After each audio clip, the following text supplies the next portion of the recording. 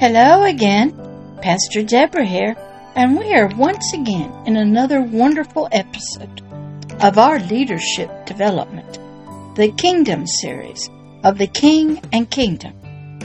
And I entitled it, And Now Comes the Days of the King and the Kingdom of Heaven on Earth. This is episode number 20.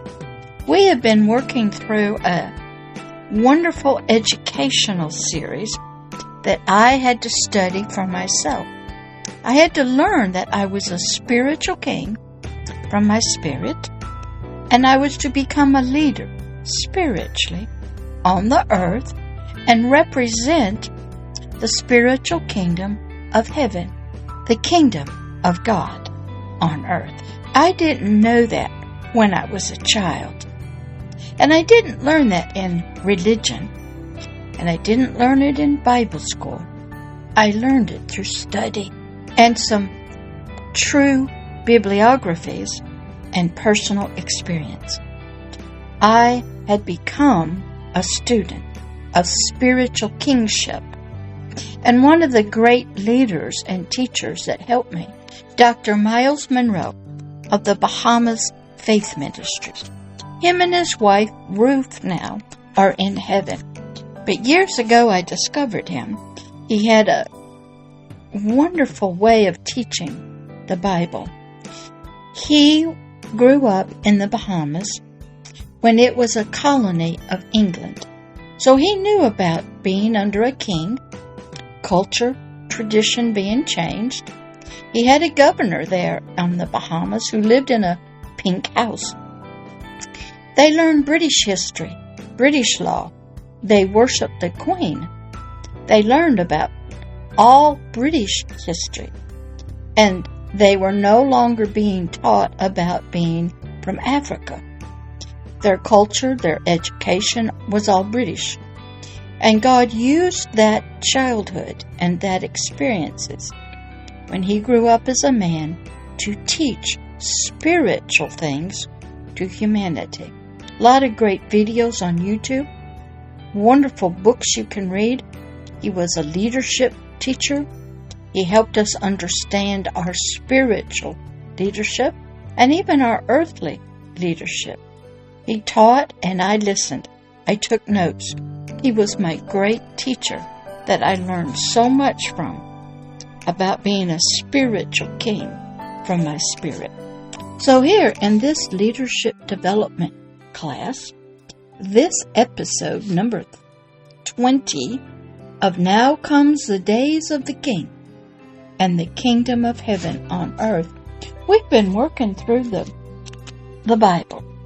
This is the religious book that I read. I've read others. I've read and studied other religions and their prophets and their teachers and their schools. I've gone all the way back to the ancient pharaohs and how they studied, and their priests, and their religions. I am a student. I want to know truth. I realized when I became an adult, I was very ignorant. I knew very little world history. I knew very little about humanity, or nature, or the development of the earth.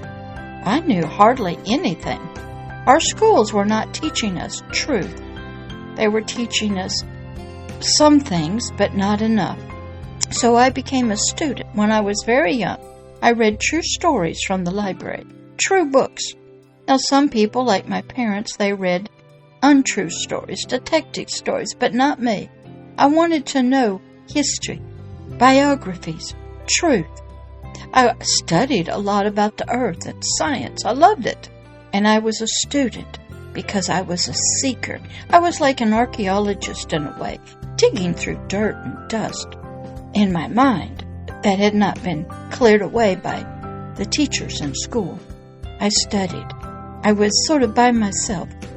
I didn't really have a lot of friends. I had no sisters. I had only one brother.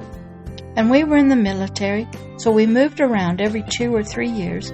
Didn't keep a lot of friends. I lived on military bases and around soldiers. So my foundation for leadership and kingship came from being a dependent, a daughter of an Air Force officer. We traveled the world to set freedom in place, to defend it, to help captives get set free.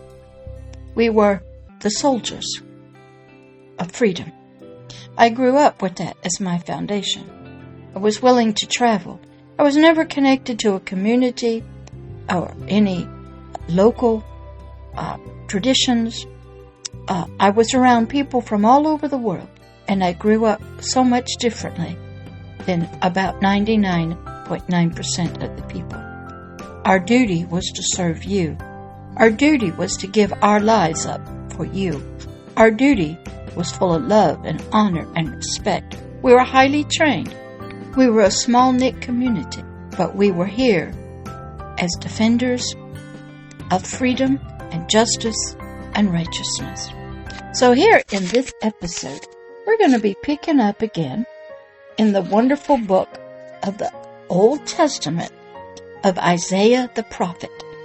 God was speaking to this prophet named Isaiah and was giving him words of encouragement and hope to speak to the Israelites, who were sort of outcast, who were downtrodden, who had become slaves, who had fallen on bad times. Each of us, when we are in sorrow or pain or loss, have been overtaken by circumstances, people, we need words and hope of encouragement. And this God of Isaiah, the God of creation, the great I Am, had a habit of speaking through a person back in that time, because he could not be inside of a human spirit, because they were still dead to him, still considered sinners, because the penalty for the sins of Adam from way, way back in the garden had not been satisfied by the law yet. It would be in thousands and thousands of years from a cross, but at the time of Isaiah, he could talk to Isaiah, and then Isaiah would write and speak to the people. We all need encouragement. When we can't hear, we need to have somebody tell us. When we were babies, our mothers told us, our fathers told us. They told us, be brave, have hope, keep going. Our tears needed to be dried. We needed to be held. So here in Isaiah 60, Isaiah is speaking to us and telling us some things that God of creation was speaking to him, words of hope and encouragement, that he was to speak to the Israelites. They were words of richness that was to come to them as they developed into the people that God desired them to be spiritually. But God at that time was playing the spiritual truths out in the natural. So let's pick up in Isaiah 60, and we're going to pick up in verse number 5. We're going to listen to prophetic words from God through a human, Isaiah, words of hope, encouragement, truth, what you need to learn about this God and humanity is God speaks into the future to give us a hope and encouragement. Always speak words into the future. They give us a road to walk on, a light to see in our darkness.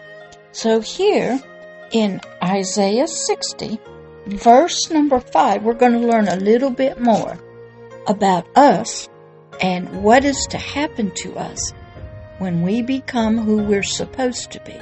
Spiritual kings, forgiven, reborn, and back in the kingdom of heaven as an offspring and a child of the God of creation. So let's listen.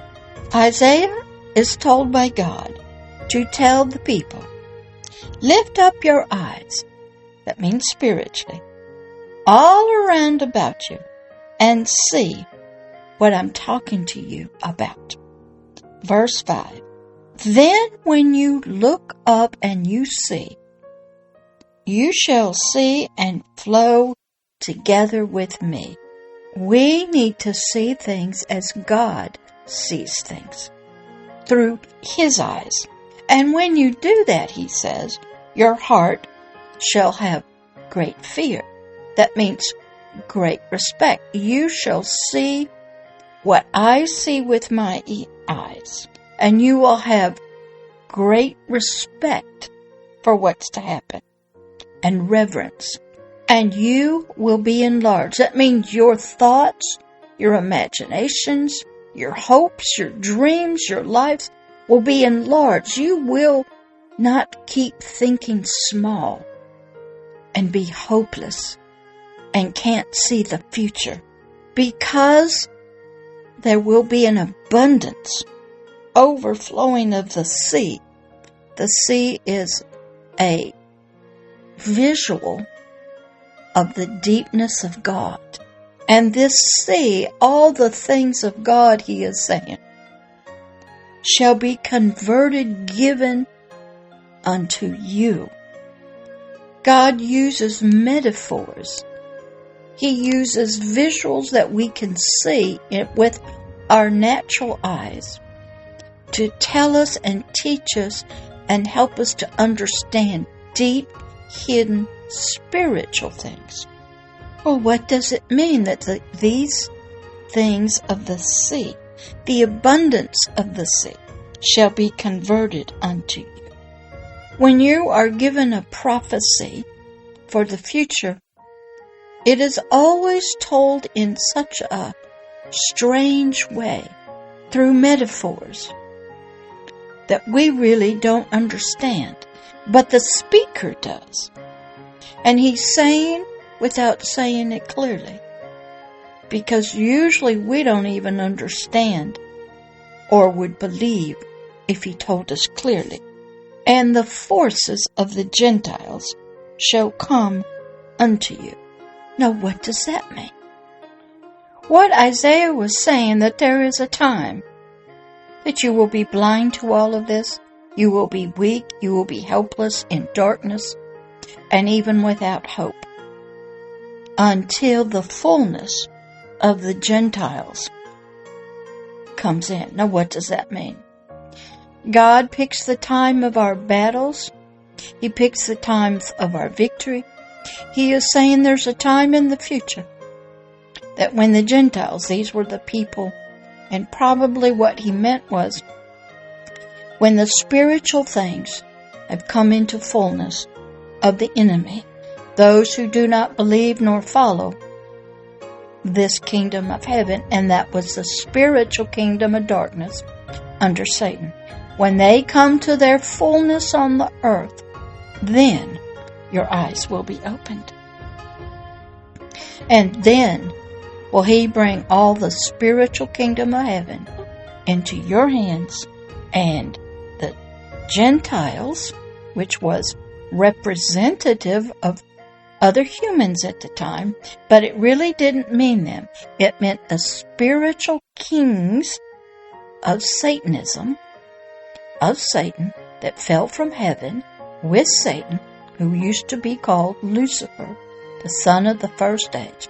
When their fullness comes on earth, watch out, you will arise. You have to take understanding of deep things. So I don't want to go too deep. That was just verse 5. And look how much hope and encouragement we had. Hidden mysteries. Now, how I got to about the Gentiles is I had to go to Romans, which was Paul the Apostle, thousands and thousands of years later, writing to believers of this Christ, this King of Heaven, in Romans 11:25.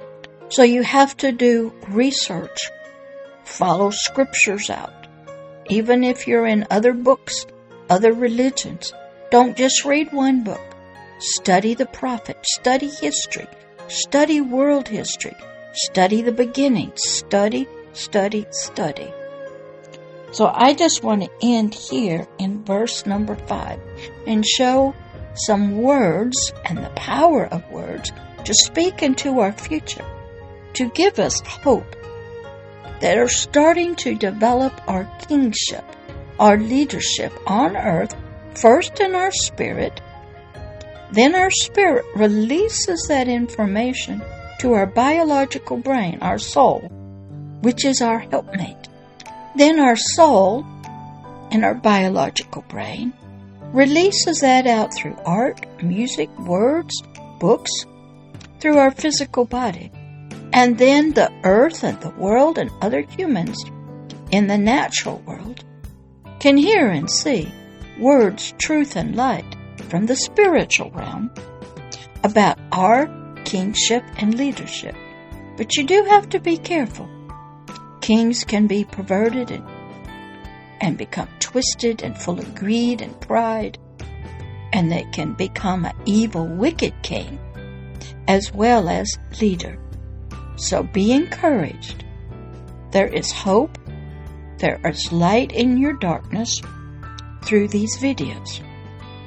And I'm taking us through this kingship and our king training, our leadership training, step by step and slowly through words from ancient prophets, through teachings. So you be encouraged. Go and look up these scriptures in Isaiah 60, verse 5, and in Romans 11:25, and just study those two scriptures.